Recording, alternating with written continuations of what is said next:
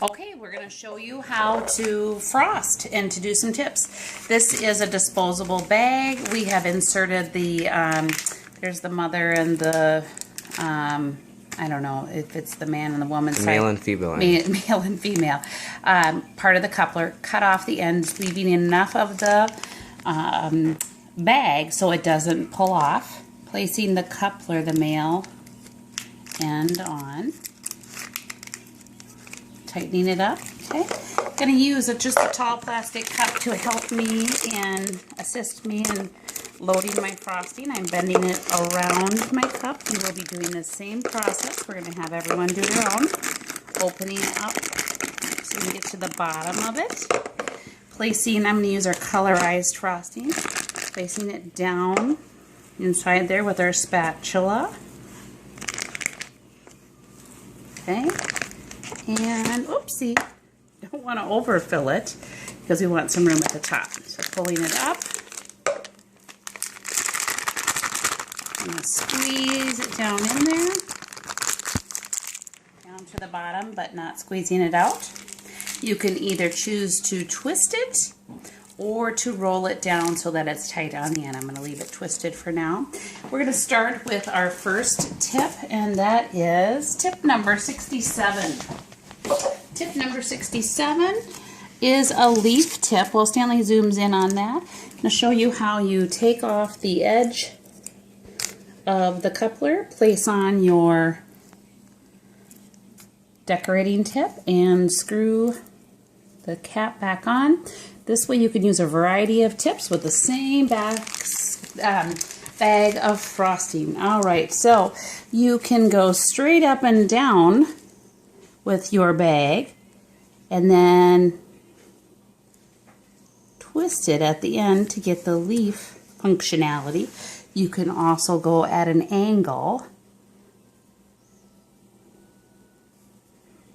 to get a different functionality. Okay. Reducing down your bag so it's tight. The zigzag would be to do it tighter as you're going, so I'm just kind of folding it back in on itself. And the ruffle is going to be more of a consistent spread out section. Alright, we are going to move on to tip number 3. Number 3 is a handwriting tip. You can use a number 2 or a number 3 depending on how fine. So this will do small dots. Again, keeping tightening down as I go. This is going to do dots. So you could do them close together. Do some nice small dots, or you could write the word happy, lifting up as you go. H A.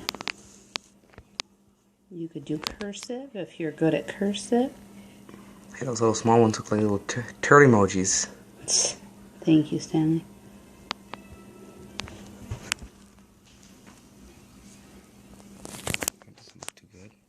Happy.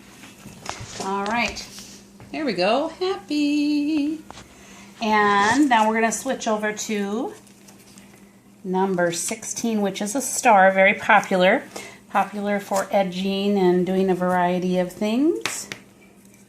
So as you're switching, if you have a different color for your tip, which we won't because we're having one set of tips for each color that we're doing. You could squeeze it out, though, to get the old color till you get the new color. So a star, up and down, straight up and down. It's going to do like that. Or you can do a shell, which is placing it at an angle.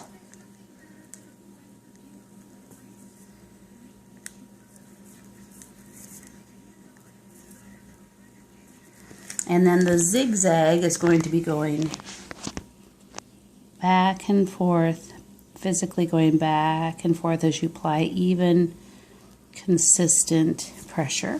A lot of times you will see small stars all the way around a cake, right next to each other. Moving on to number 233. This is kind of fun. This can do grass and it can do flower centers. Grass can also do hair. So if you're doing a person, you can do hair with it. Okay. So one dip down or press, lift, and you could angle it.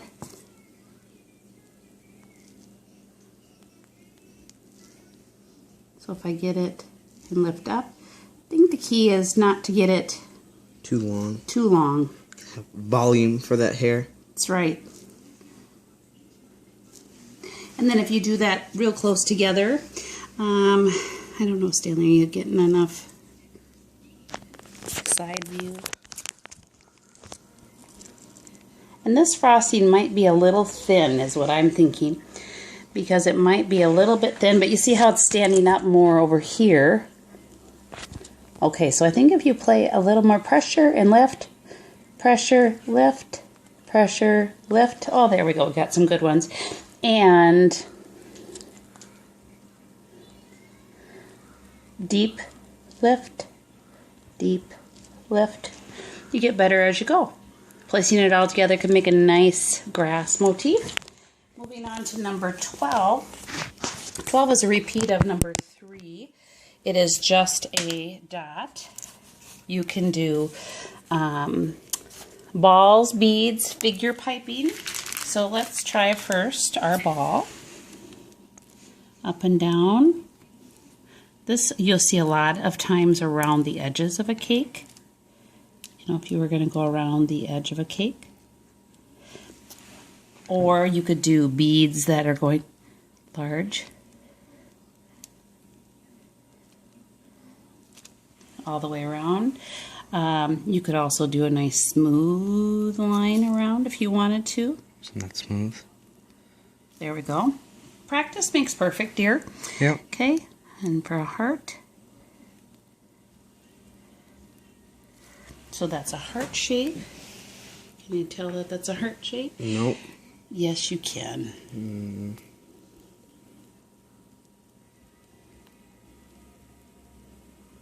There you go. There you go. Nice heart shape.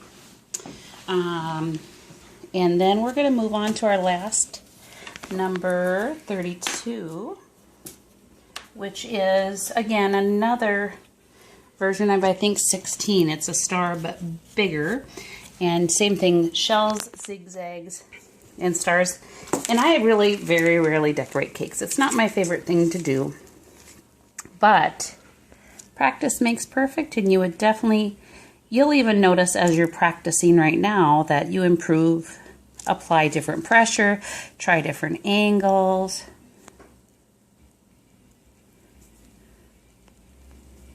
So see how I'm getting better as I go? I'm learning what pressure to apply. And is it okay if we're not perfect, like I tell the kids at school? Can you learn without making a mistake? You cannot. So zigzag again, this would be bigger. If you're doing your larger zigzags, you're going to have a much bigger result on that.